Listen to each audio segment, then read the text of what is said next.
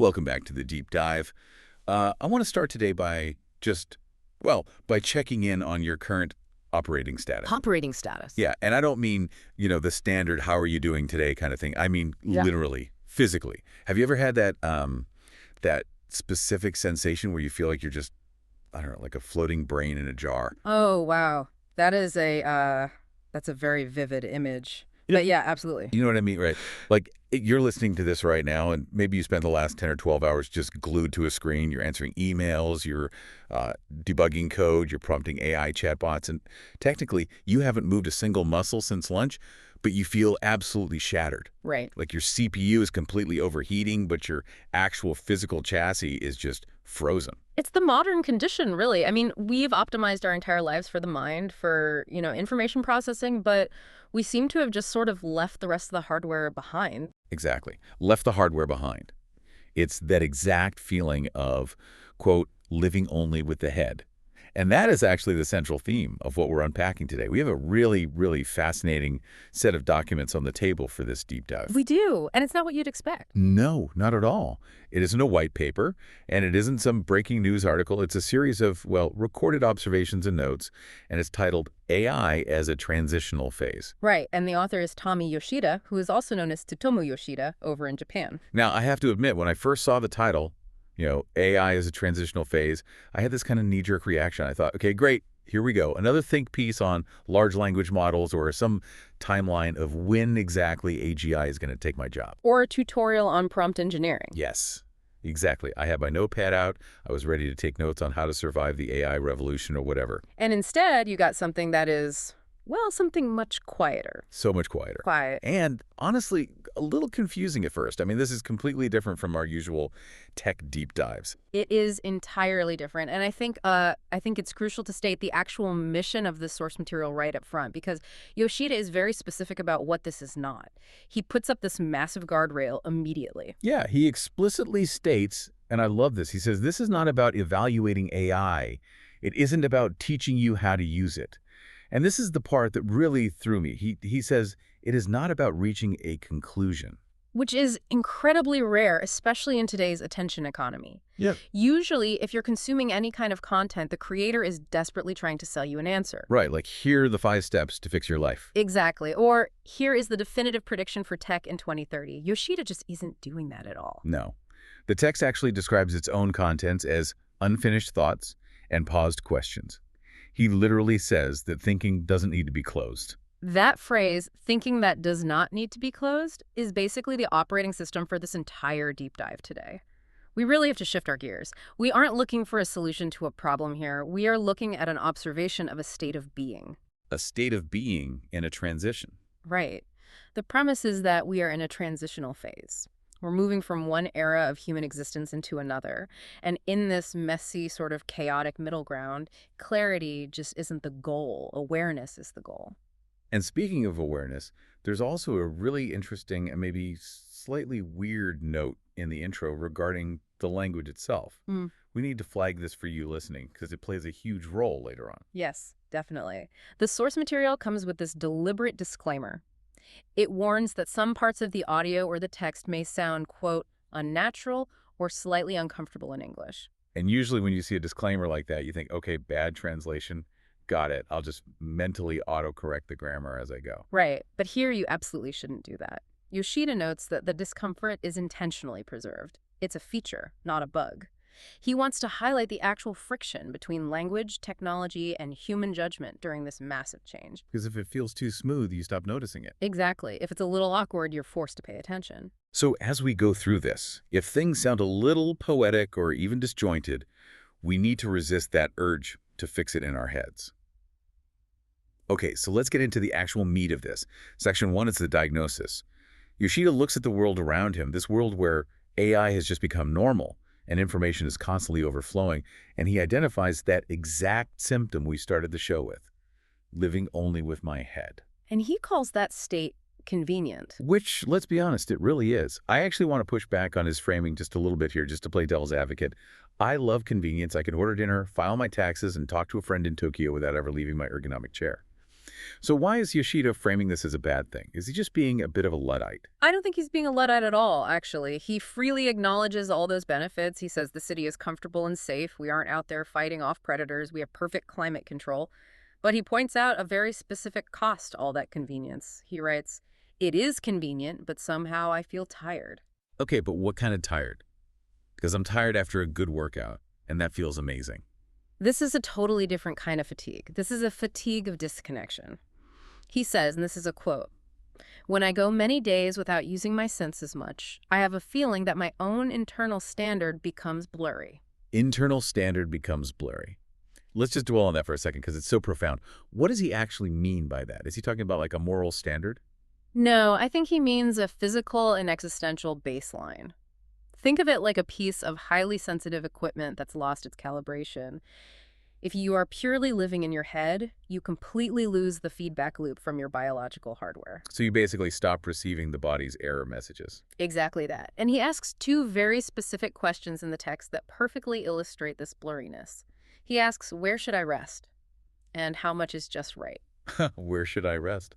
That sounds like such a beautifully simple question. It should be simple, but for a modern knowledge worker, it's actually incredibly difficult. If your internal standard is blurry, you literally don't know if you are hungry or if you're just bold. You don't know if you're actually exhausted or just uninspired by the project you're working on. You don't know when to stop scrolling. Oh man, that really hits home.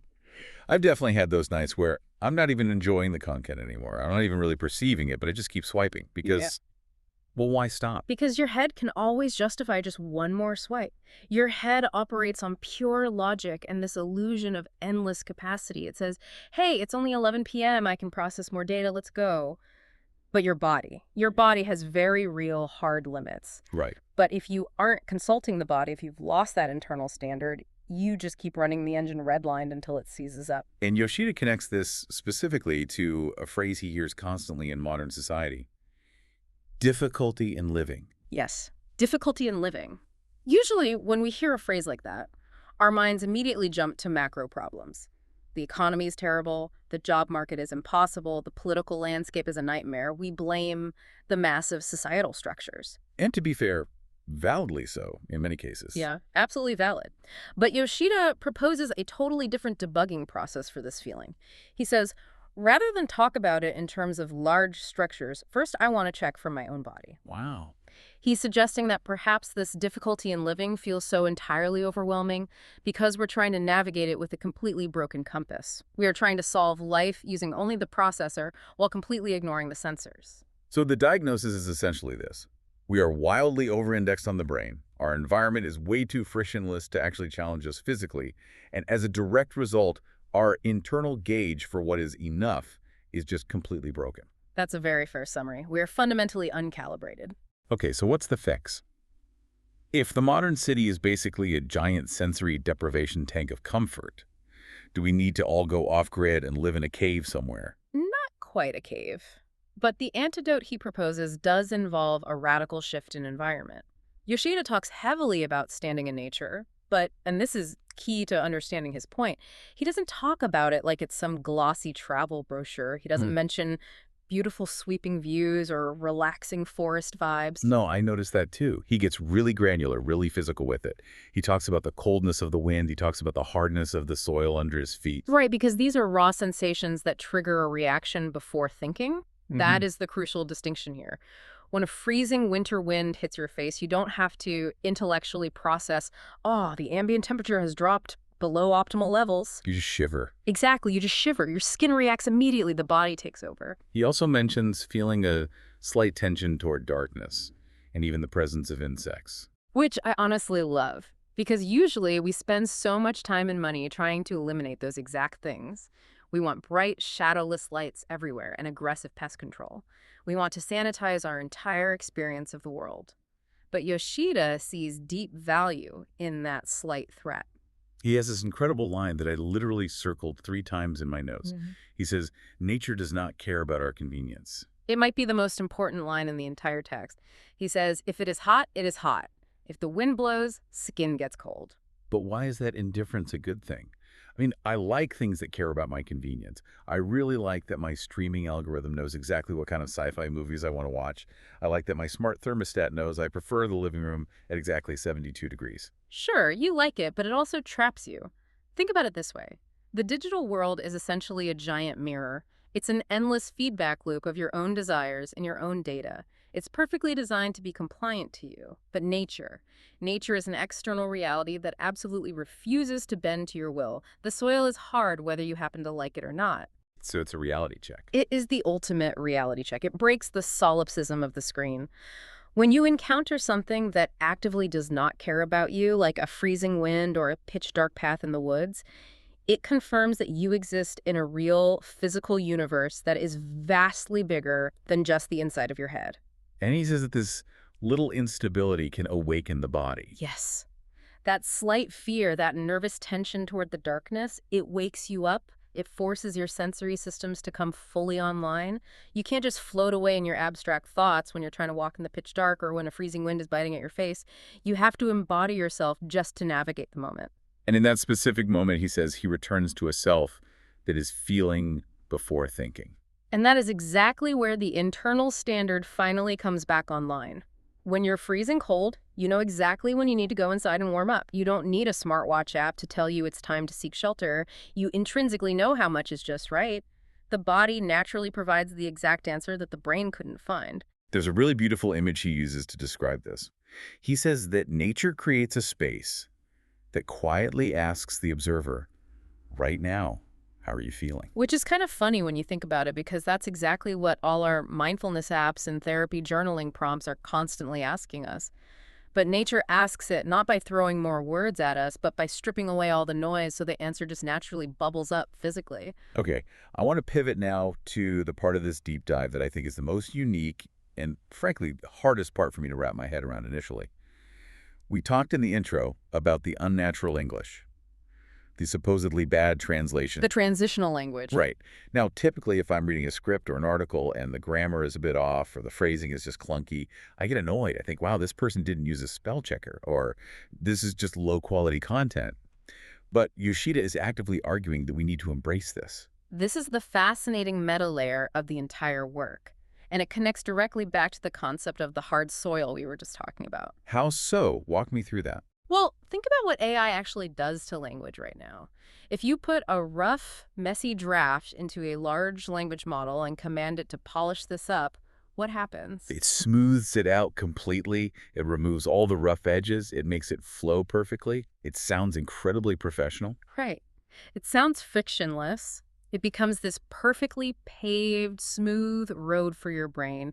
You can just glide right over it without really thinking about the words. You absorb the general gist of the information, but you don't catch on the texture of it at all. Oh, okay, I see where you're going with this.